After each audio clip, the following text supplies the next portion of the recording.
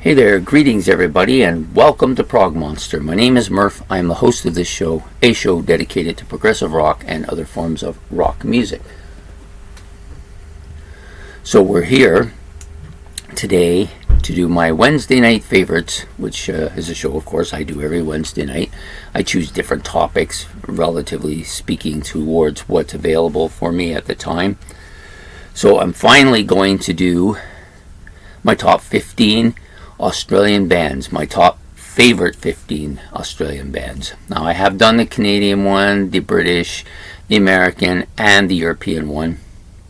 This one took a little longer because although I had a large chunk of these bands already in mind, I didn't feel I had enough to do a 15 yet, and I wanted to wait till I got that. Ben, of course, wanted me to get her done, so he gave me a horde of bands to listen to. Somewhere in the range of 30 different bands, and I listened to all of them over the last, I'd say probably about a month. I've listened to them, some of them a little more than others. So what I normally do is I'll go through and I'll listen to 2 or 3 tracks from each band and then decide which ones are more in my wheelhouse, and then I will concentrate on those bands. That's normally what I do when I'm deciding to do something like this, which I haven't done something like that for most of my lists, probably not very often. But this is one of those ones that, the problem with the Australian music, a lot of the, in my case, is that it's not easily accessible because I tend not to listen to the internet for music at all. The only time I will is if I'm doing an album review by somebody's giving me something that they want me to listen to, or Ben's giving me an album for the album challenge that I don't own. Those kind of things. Because normally what I listen to is what you see behind me. That's my stock of music and whatever I have on the tables and stuff like that.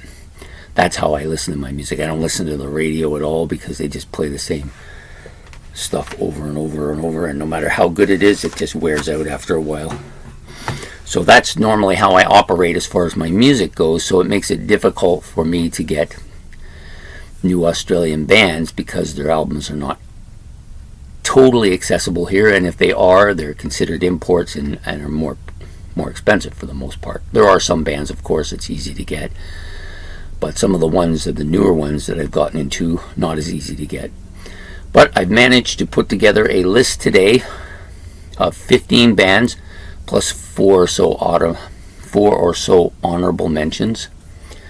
I would say the bottom 10 here, 10 through 15 plus the honorable mentions, this could go anyway. I just tried to rank them on the few points that this one might have over that one. There's not much separating any of them. So we will do what we normally do here. I'll give you my 10th favorite, my 15th favorite through to my first favorite. So my least favorite to my most favorite. That's how I operate. And then I'll just reiterate them, and I'll give you the honorable mentions at the end. That's normally how I operate. So, without further ado, let's get to it. And I do have some props, but not many. But I do have some. The first band is the Models. I chose them like a hair over the honorable mentions. They actually originally were part of the honorable mentions, and then I said, you know what? I think I like these guys just a tiny bit more than these 2 bands, and I'm going to put them in. And that's how they got the 15th spot. 14th spot is held down by the Easy Beats, and I think they get that spot based on the fact that I knew a song from them from the past, and I see them as a band that I like that song, and I see that going forward I will probably like their music a little bit more, so they got that spot based on that. Number 13, the Black Sorrows. I did like what I heard, and then so I went back, and when I was deciding on what spot to put them in, I listened to them and decided they're a little bit better than what I liked about the Easy Beat, so I think that they will have going forward will do a little bit better, so I put them in the 13th spot. Number 12 is a band I've heard and listened to since the 1980s, but haven't owned anything by them and never really pursued their music. I like it. It's not really 100% in my wheelhouse, so when it came down to buying albums, I generally pick the ones that I know I like the best from the bands that I've had previously good experiences with. And then, if I run out of funds, the bands at the bottom just have to wait their turn, and sometimes they never get to the top. And the band coming in number 12 is the Little River Band. Number 11, Screaming Jets. I did like them quite a bit when I heard their stuff. I think I will like more of their stuff as we go along. It's a little bit heavier than some of the other stuff I've listened to so far. Number 10, I did an album review for Ben's album challenge on this guy, and went back and listened to a little bit more of his stuff, and I actually didn't like the initial stuff I heard on the front half of the album he gave me, but I really liked what I heard on the back half of the album. And maybe it's a one-off and that's the way it is, but I did like that quite a bit. So on the strength of that, they get the 10th spot, and that's Billy Thorpe and the Aztecs. Now we start to get into bands that I've had probably more dealings with. The number 9 band is In Excess. I've got several other albums, I think 3 in total. I like them all. I find them a little bit heavier than some of the other stuff I was listening to, and they do have some more notable songs too, so I put them in there. This is just the album I chose off the shelf. Okay, the number 8 band, I like this band. Of all the ones he gave me on that list, I like these guys the best. And I like them so much I moved them up a little bit, and that's Finch. I think this is the Mark Evans band, the band that Mark Evans was with. Correct me if I'm wrong, I think he was with the band before he joined AC/DC. I think that's the case. I don't think it was after, I think it was before. And if I'm wrong, people will tell me, I'm sure. So that's number 8, Finch. Number 7, another band that I did on Ben's album challenge that I like quite a bit. This band, it would be nice to be able to find some of their stuff here. What's likely going to happen is that the record store that I buy from now has seen so much of me over the last year or so that they said that they would order whatever I wanted, just give them the stuff, and then that I can purchase it through them, which will probably save me what do they call it, transportation costs. So that's what I'm likely going to do with a lot of my stuff from here out. And anyways, they are one of the bands that I want to, I may go for a box set with this group.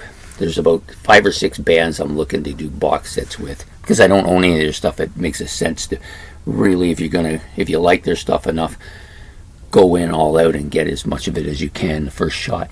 And Skyhooks is one of those bands. They're going to come in at number 7 today. Number 6 is another band that's within this certain realm that I like quite a bit. They're a heavier band. That's probably the reason why I like them so much. And that's Buffalo. They come in at number 6.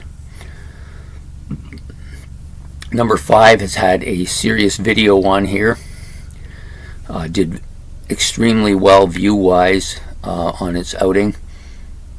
I did mix it up a bit, and I apologized for it when I did it.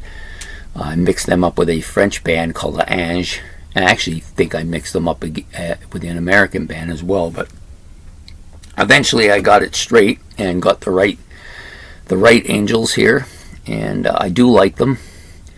I haven't followed them as much because, again, it's the same thing. It's hard to get their stuff here, but I'm thinking a box set from them might be a good way to go about it too, if I can figure out which one to get. So they're definitely on my list.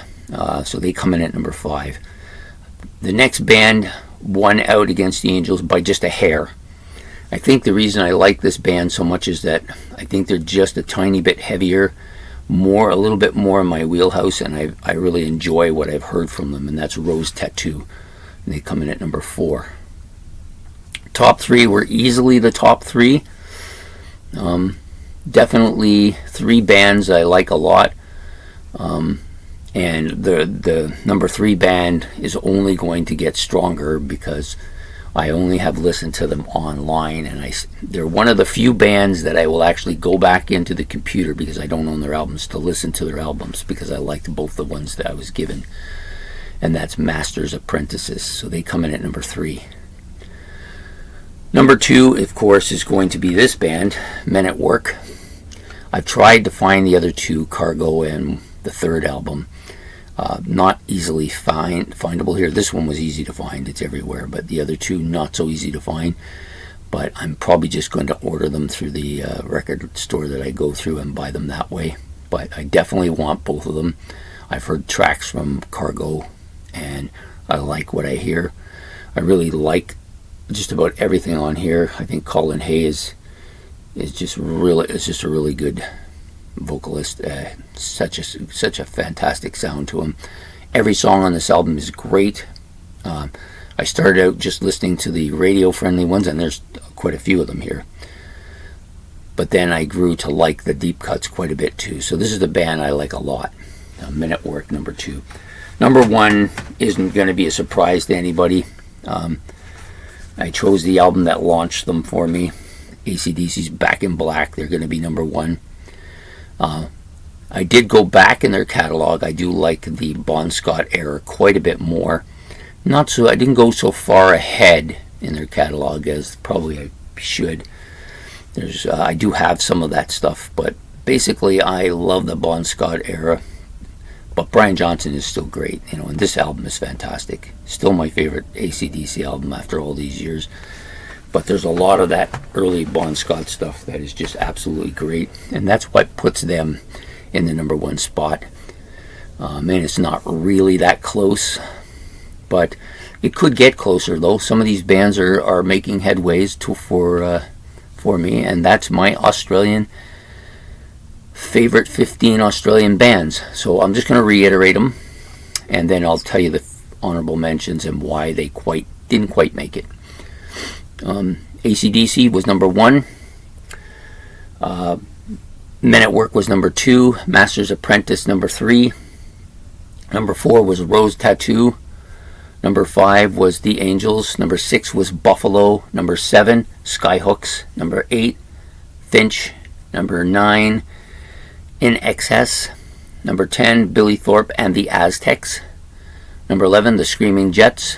Number 12, The Little River Band. Number 13, The Black Sorrows. Number 14, The Easy Beats.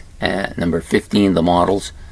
And the honorable mentions, I had 4. The Divinyls, which originally were going to be on the list, but there's just too many of the bands that Ben gave me. I just like them a hair more, so I had to put them off and to decide they were actually going to be the 15th spot. And then I thought, no, I like this band a little bit more. So I think the Divinyls could actually get on this list eventually. I've listened to more of them than any of the other stuff, so it could happen.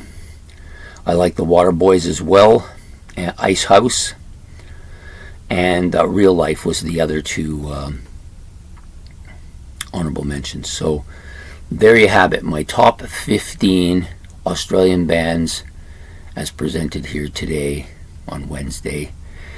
And I think this is the 18th, isn't it?